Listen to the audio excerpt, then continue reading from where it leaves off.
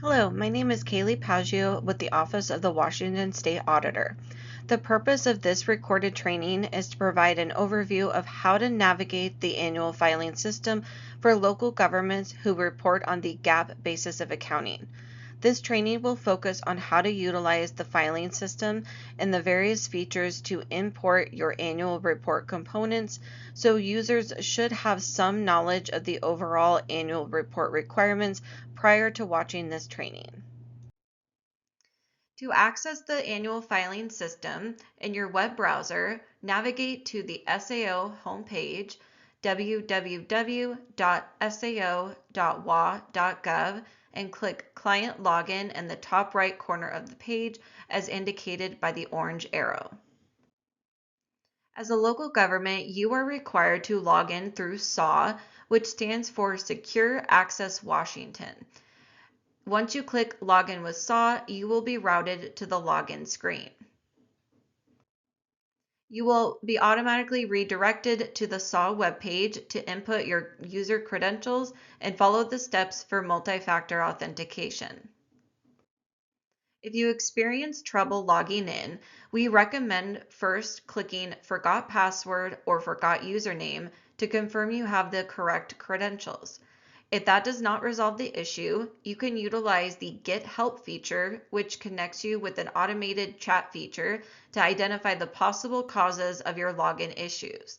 Just a reminder that this help option is only for logging in help and will not connect you to SAO. If you are filing for the first time and do not have a SAW account set up yet, click Sign Up to create your account. Once you have successfully logged in, you'll be automatically redirected back to our SAO system and land on the Welcome to Online Services page. From here, hover your mouse over the Annual Report Filing tab and click Annual Reports, which will take you to the Annual Report homepage. Here is what the Annual Report homepage looks like, so you know you've made it to the right place. Each user will only see the annual reports for local governments their account is associated with. Each square or box represents a dashboard for each fiscal year's annual report, and we will be taking a closer look at what is included in the dashboard. If you discover that corrections are needed in a prior year report, the report will need to be unlocked, which opens the report for edits.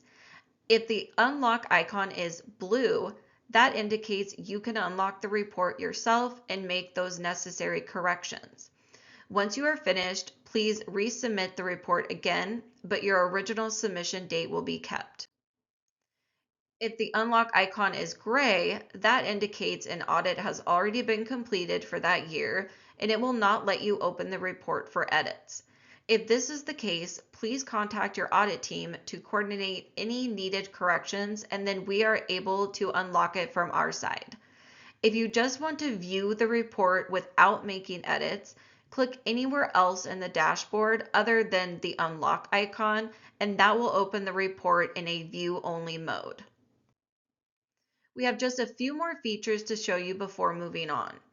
Each dashboard will include the government's basis of accounting, dates the report was created and submitted, and who it was submitted by. And then over on the other side, this will show you the number of errors in your report. So this will tell you how many required errors and how many warning errors your report has. And then this is one of my favorite features, the task tracker, which resembles a gas gauge. This displays the number of tasks completed out of the total number of tasks required to complete the report. This will update as you file the report and is always displayed on each step, so you don't have to return to the home page each time you want to check the status. Now, to get started on your annual report, click Create Annual Report in the top right corner of the page. Then a pop-up window will open and your government name will automatically populate. However, if your account is associated with multiple governments, choose the one you're filing for in the drop-down for the government field. The year will automatically default to 2024. then click Create New Annual Report, which will create your report and automatically take you to the first step. Before we get too far, let's go over some important navigation tips. Once your report is created, you'll notice this navigation bar. Each module represents a category of the annual report, and there are sections or steps within each module where you will complete the components of the report. There are also some menu options always displayed in the navigation bar. As I mentioned before, the task tracker is always displayed here and updates automatically as you complete tasks. There are also download and help buttons that we'll discuss over the next few slides. First, let's take a closer look at the download button. This is where you can download a component of the report, or there is an option to download the report in its entirety into one PDF. This is all live data, so what that means is you can download any of these, including the download all, at any point during the filing process. Next, let's look at the help button and the various ways you can receive help during the filing process. The chat support is not located in this help button, but it does direct you where to find the chat support function, which we'll talk about on the next slide. Then there is a link to our SAO help desk, which is where we recommend asking those more technical accounting and reporting questions. Lastly, if you need assistance and prefer email communication, this will be your go-to spot. So under Contact Us, you can type in your question or request for assistance and click Send Email. It will be sent to our filing support inbox, and a filing specialist will respond within 24 business hours. And the response will be sent to the email address of the person's account that submitted the question. For example, if Jane Doe from Sample County submitted a question, the email response will go to Jane Doe's email address that is associated with the account she used to log in to the filing system. It will also tell us what government and fiscal year that the question is about. This is a great feature that allows you to email questions or request for assistance without even having to leave the filing system. If you are a new filer or maybe didn't know this feature was available, we have a virtual chat support directly in the filing system where you can find guidance to commonly asked questions and resources to help you during the filing process. For example, if you're looking for training opportunities, you can select the training bubble in the chat or just type in training and the virtual chat assistant will provide you with links to available training. You are not limited to just the options you see in the chat. You can type in keywords or phrases about the topic you're seeking guidance on, and the chat assistant will provide you with the applicable resources. If the chat assistant can't help resolve your question, you can request to chat with a filing specialist in real time. Filing specialists are available during business hours, generally 9 to 4, Monday through Friday, during the peak filing season, which is March through May. Now it's time to navigate through the different modules. The first module is titled Government Information. On the left of the screen, you'll see what fiscal year you're reporting for. Then below is a question asking if the government is reporting activity for the fiscal year. The answer is always defaulted as yes because it's uncommon for a government to have zero activity, but it does happen. You'll see a little blue information icon that provides the complete definition of what no activity means from an SAO reporting perspective.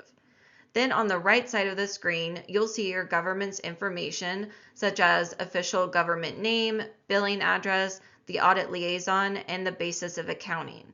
If any of that information is incorrect, click the blue button that says Request for Updates to Government Information, and a pop-up window will open. Once the pop-up window displays, just type in what needs to be updated and click Send Email. This will automatically go to the SAO technicians who are responsible for maintaining this database. Just like the help email, you don't even have to leave the filing system. The next module is Revenues and Expenditures, where the Schedule 01 is completed. There are two methods of importing this data. You can choose to upload a completed Schedule O1 template, or you can manually input the data by adding each line item individually. For Schedule O1, it is recommended to upload a completed template. Click Upload Schedule to open the pop-up window, and then click Select Schedule O1 file to find and upload the Schedule O1 that is saved to your computer. This is assuming you have already completed the Schedule O1. If that is not the case, we also provide links to the BAR's Reporting Templates page, where you can find the Schedule O1 template for your government type and basis of accounting. There are also links to the Schedule O1 instructions in the BAR's manual. When uploading the completed Schedule O1 template, it is very important that it is in the correct format. When you navigate to the BAR's Reporting Templates page, all templates are pre-formatted for easy upload. So the intent is for you to only input data where applicable and not alter any of the basic formatting. That means no additional headers, subtotals, etc. This applies to all SAO templates.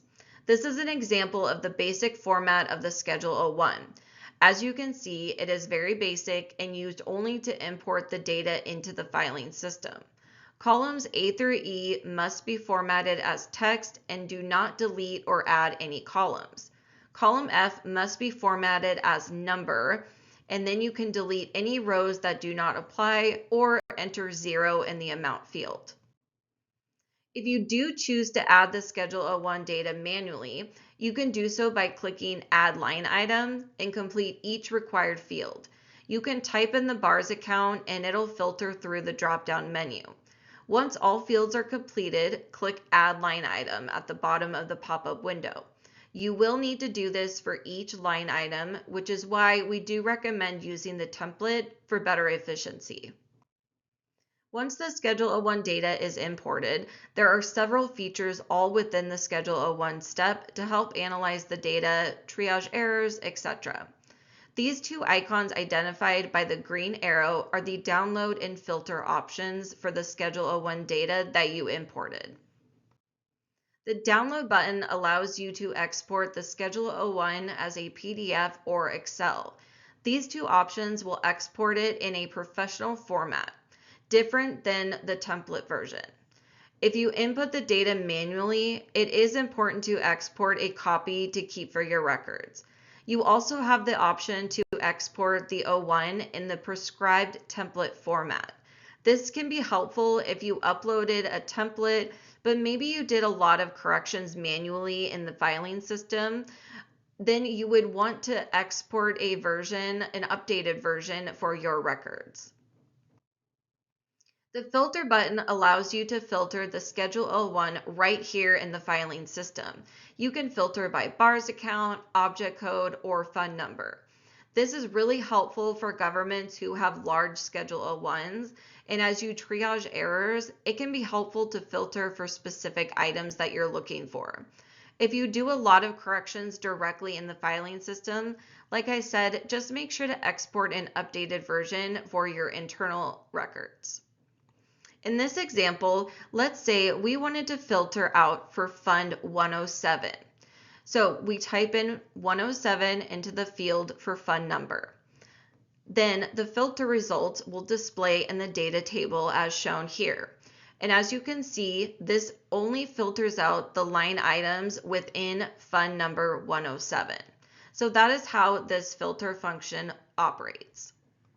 Now let's move our attention to how to understand and triage errors that you may encounter for the Schedule O1. All Schedule O1 errors will be categorized in these three gray headers: line item errors, general errors, and variance checks. Each header also has an information icon that you can hover your mouse over for guidance on what each category of errors is for. In each information icon, you will also find a link to the BAR's and Annual Report Filing FAQs page, where we have a resource called Error Guide, which will be very helpful if you are having difficulties resolving the errors on your own. Let's look at the first header, line item errors. This will display all required and warning errors that are associated with specific line items within the Schedule O1. There are toggle buttons available to filter each error, or you can filter for all required errors or all warning errors, and those results will be displayed in the Schedule O1 data table. To help visualize how the toggle buttons work, in this example, I have clicked the toggle button on to view all required errors. As you can see in the Schedule O1 data table, I now only see the line items with required errors. Within the data table, if you click the error icons on each line item, the names of the errors will be displayed below, which is helpful if one line item has multiple errors. When finished reviewing the results, just click the toggle button again to turn it off, which will then display all Schedule O1 data again. The second header, General Errors, will display errors that affect the Schedule O1 as a whole and are not associated with specific line items. Since these errors are not associated with specific line items, there are no toggle buttons here. An example of a general error is when a fund number has multiple fund names.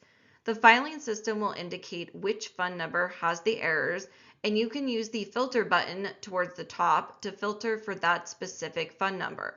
Then review each line item within that fund to make sure that the fund name is consistently the same for each fund number. The third and last header, Variance Checks, will display reports used to identify variances in the Schedule O1 data. If there are variances greater than $1,000, the fund number and variance amount will be displayed in a table as shown on your screen.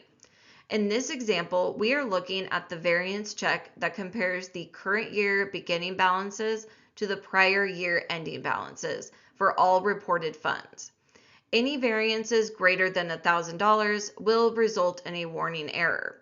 To see the complete comparison report, click the Fund Balance Beginning Check link, which will open the report in a pop-up window. It will include all comparison data, even for funds that do not have a variance. And then this variance check report identifies funds reported on the Schedule O1 that do not balance within $1,000. It is required that each fund balances within $1,000 in order to submit the report. Similar to the beginning balance check, if there are variances greater than $1,000, the fund number and variance amount will be displayed in a table as shown on your screen. Again, to see the complete variance report, click the Fund Balance Ending Check link, which will open the report in a pop-up window. It will include all funds, even those that do not have a variance. It will display the totals for beginning balance, revenues, expenditures, and ending balance, and then the variance amount. You should review this information to identify possible errors that may be causing the variance. The last and final variance check is related to the balance sheet items reported on your Schedule O1. This means there's a balancing error with the ending fund balance or net position and the 800 bars codes which are used to report those balance sheet items. This variance check is based on the calculation of current assets equals current liabilities plus fund balance / net position. You should review the balance sheet equation check just like the other variance reports to identify where the variance might be coming from.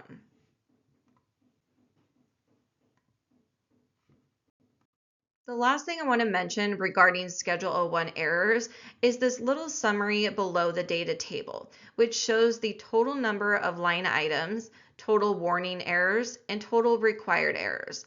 There is also a new feature that allows you to export all Schedule O1 errors into one Excel file that you can review and triage outside of the filing system.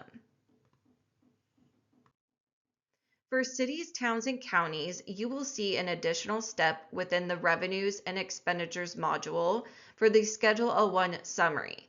This is for informational purposes only, and variances here should be reviewed, but there are no validation checks to prevent submission of the report. There is an additional step within the Revenues and Expenditures module that is only applicable if you are reporting enterprise funds on the Schedule O1.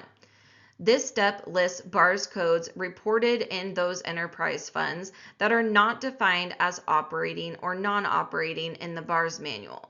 For those codes, you are required to identify what amounts are considered operating and or non-operating based on your financial statements. The sum of the two fields must equal the total in the amount column. The amount in the amounts column is directly pulled from the Schedule 01. Now let's move on to the next module, which is for liabilities. The first step in this module is the Schedule 09 instructions. Every local government is required to navigate to this step and select yes or no when asked if you have liabilities to report for the fiscal year. If no is selected, no additional questions are required and no additional steps will populate. So you would just continue on to the next module.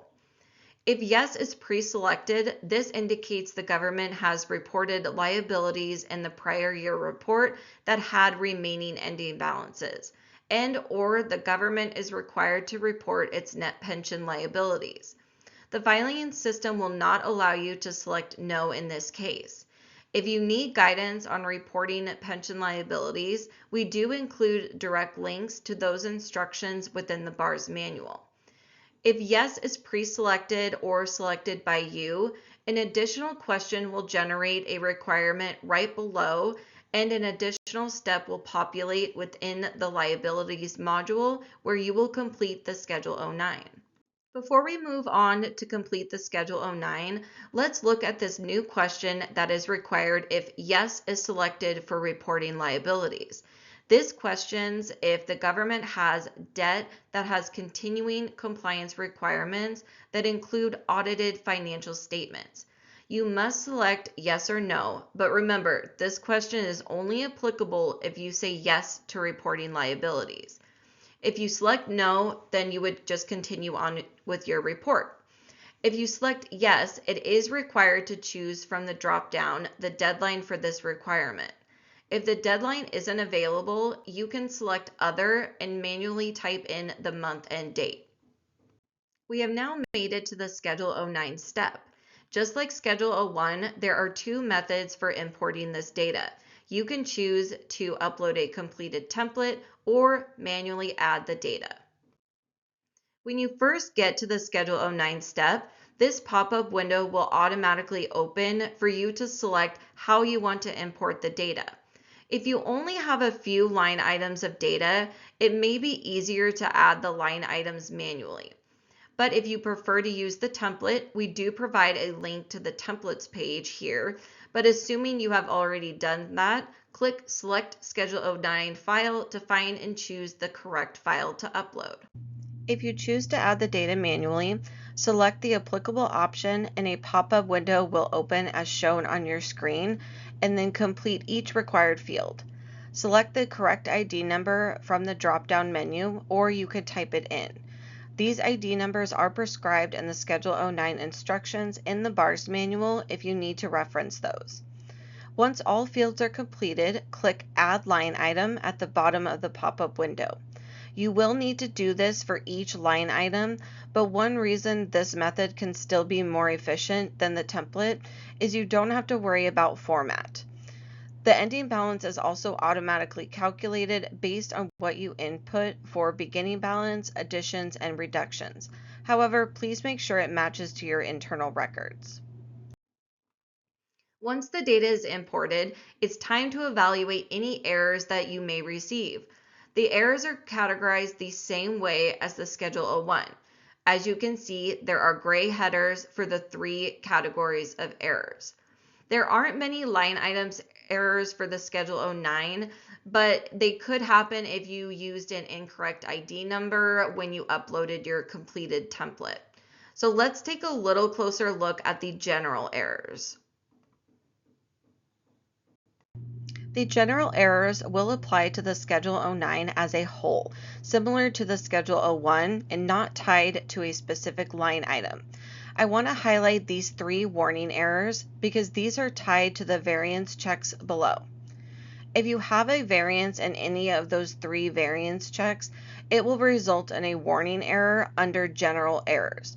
This is meant to get your attention to review these variance check reports and make any necessary edits to either the Schedule 09 or Schedule 01.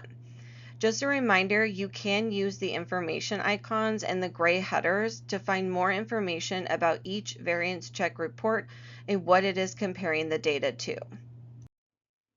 You can view each variance check report by clicking the report name link, and it'll open the report in a pop-up window. Let's look at the debt principal check report to show what these look like. This one compares the reductions reported on Schedule 09 to the debt principal payments reported on Schedule 01 using object code 70. Then it will display the variance at the bottom. In this case, you'll want to review this report to evaluate if it was an error on the Schedule 09 or Schedule 01.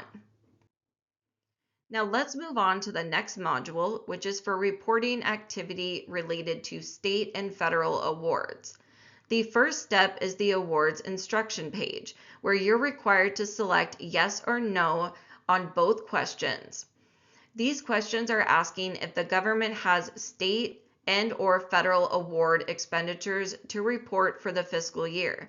Just a reminder that these are used to report the expenditures of state and federal awards that occurred during the fiscal year. We are first looking at the Schedule 15. Just like the 09, you have two methods for importing the Schedule 15 data. You can choose to upload a completed template or manually add the data. We have tried to make things more consistent throughout the filing system to help with the user experience. If you opt to add the data manually, this pop-up window will open. The Schedule 15 is a pretty straightforward schedule with only 4 fields to fill out. So oftentimes adding the data manually is the more efficient method, but of course it's up to the preparer and what works best for them. Now, if you are manually adding the data, in the grantor field, it is required to report the 7-digit bars code associated with the state agency that the award came from. But when adding the data manually, if you don't know the bars code, you can actually start typing in the agency name and it'll filter for it in the drop-down list. This differs from the template because the template you will need to know that 7-digit bars code and input it into column A on the template. Once the Schedule 15 data is imported, it'll be displayed in a data table, which again, very similar to how the Schedule 01 and 09 look. For the Schedule 15, there are no variance checks, and the only potential error that you may receive is uploading a template in the wrong format or using an incorrect bars code. Now we are still in the awards module, but now we're moving on to the Schedule 16 step, also referred to as the SEFA, which stands for Schedule of Expenditures of Federal Awards. Again, there are 2 methods for importing this data. You can choose to upload a completed template or manually add the data. For this schedule, adding the data manually or uploading a template is about the same amount of work, so there really isn't one way that is more efficient. If you choose to add the data manually, this pop-up window will open for you to complete all the required fields. And just like the other schedules, you will need to do this for each line item. One really nice thing about the Schedule 16 is the federal agency and federal program name. These will auto-populate based on the ALN selected from the drop-down menu, or you can manually type it in. This function applies to uploading the template as well. So when filling out the template, you're actually able to leave those fields blank for the agency and program names. And once you uploaded your completed template, those names will auto-populate based on the ALN. Now, one word of caution is if you are reporting an ALN that is either unknown or no longer active, it will result in a warning error and you will need to manually type in the federal agency and federal program name. Once the data has been imported, it'll populate in the data table like shown, and again, very similar to the other schedules. There are a few possible line item errors that you may receive, but you can utilize the information icon for guidance and a link to the error guide if needed. There is a secondary required component to the Schedule 16, which is the CIFA notes. These are notes specifically to go with the Schedule 16 data, and these can be attached on this step as a Word, Excel, or PDF file. There isn't a standard template to download for this component, but you can find the template in the Schedule 16 instructions in the BARS manual, and you would copy those into a Word file to complete and attach here. We are now to the additional schedules module, and here is where it can vary depending on what government type you're filing for. The additional schedules instruction step will only be included for cities, towns, and counties because they are required to answer yes or no if the Schedule 17 applies. Every GAAP government is required to attach their financial reporting package that includes financial statements, notes, RSI, etc. This can be attached as a single file here or multiple files. I'm going to move a little quicker through the next couple of slides because they only apply to a small number of governments that may be watching this recording. This step again only applies to counties that need to complete a Schedule 17. There are two methods of importing this data. You can upload a completed template or manually add the data. And if you do choose to add the data manually, you will need to fill out each required field. There is a part 2 for Schedule 17, and again, this still is just for counties. If part 2 applies, you'll check the box as shown on your screen and complete the required fields. These fields will populate right below the check box for part 2, so it is all done right in the filing system. Now we are still talking about Schedule 17, but now we're looking at what it looks like for cities and towns. As you can see, for cities and towns, there is no template option, so it must be completed directly in the filing system on this step. Now we are still in the additional schedules module, and there is a step for Schedule 20 that only applies to rural counties. This schedule is prescribed by state law and has specific criteria for what counties it applies to. Since we know which counties it does apply to, it will automatically be included as a required step for those counties. There is only an option to upload the completed template since there are fields in the template that we require you to select from the drop-down list. Then you're required to input the amount of unspent proceeds from previous periods. There is an information icon as well for additional guidance on what is included in the unspent proceeds. The step for Schedule 21 is a requirement for all local governments to complete. So it will be included in everyone's annual report within the additional schedules module. It is required to answer all questions on this step for how your government handles risk management. If your government does not self-insure for any of the risks included in these questions, you'll see this red message at the bottom stating the schedule is not applicable, and then you can continue on with your report. If your government does self-insure for any of these risks, you'll be required to attach the completed Schedule 21 form. We provide a link to the templates page for you to access that template, and then it is just attached here as either a Word document or a PDF. The other attachments module is truly only there if you need it. Nothing is required here and is really a placeholder if a government needs or wants to attach something that wasn't asked for already in a previous module. You can skip this module entirely if it is not needed. Once you get to the Submit Report module, there is a final validation check that will display any outstanding components that need to be completed. You can click Fix Errors on the right, and it'll take you to that module and applicable step. Once everything is complete and ready to go, you'll see the top image where you'll click the Sign Annual Report button to generate your electronic signature. This is just your name and email address based on the account used to log in. After you sign the report, you'll see your name and email address and a button that says Submit Annual Report, as shown in the bottom image. It's very important to remember to click the Submit button because sometimes people will only click the Sign Report button but not officially submit it. Once you submit the report, you should see this, which is the confirmation it was submitted successfully. At this time, you should also receive an email notification confirming the submission of your report.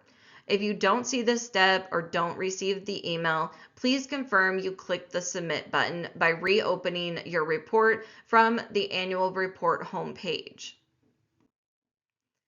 Then for cities, towns, and counties, you will see one additional module in your report for the road street report. This report is prescribed and required by the Washington State Department of Transportation, and we are only the collectors of the data on behalf of WashDOT. The reason this module is after the Submit Report module is because it's not part of our SAO annual report requirements that is due within 150 days after fiscal year end. You are now able to come back and complete this module without unlocking your report. It is still generated based on the Schedule 01 data, but if edits aren't needed to the 01 or any other component, then there is no need to unlock the report. I will provide a very brief overview of some of these steps. So we are right now in the revenues step. So the amount you input here cannot exceed the amount in the Schedule 01 column, which automatically pulls from the Schedule 01. Within the revenues column, you will input the amount of revenue that is dedicated to the road street function of your government. Then at the end is the road street report summary step, where you can view and export your completed road street report. Now, I highly recommend doing this and saving a copy for your records. This is very important because if you unlock your report, let's say 6 months later for audit corrections to your Schedule 01, it will overwrite the road street report data since it is live data and it is generated based on your Schedule 01. Now we have now completed the overview of how to navigate the filing system and how to use some of those helpful resources throughout the system.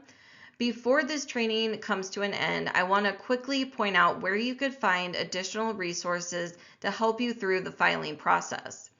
On the SAO homepage, navigate to the Bars and Annual Filing tab and click Bars and Annual Report Filing FAQs. There is a lot of great information on this page, but I want to specifically highlight these two resources, the Handbook and Error Guide. These resources are extremely helpful to have open as you complete your report. The handbook is a written guide of everything that we talked about in this training, including screenshots of how to navigate the filing system, but it also includes a summary of each component and what needs to be included in those. Then the error guide, this will help you better understand what each error means, and it will also provide guidance on how to resolve those errors, including links to applicable BARS manual sections. We can't have an annual filing training without a little reminder of the deadline. The fiscal year 2025 reports for calendar year-end governments are due by Saturday, May 30th. We encourage local governments to start their reports early to allow for adequate time to ask questions if needed. This concludes our training, and I want to thank you for taking the time to watch, and hopefully you found value in it. Up on your screen is contact information for how to reach us. There are several ways to get help directly in the filing system, but you can always email us directly at lgcsfeedback@sao.wa.gov. Thank you again and have a wonderful day.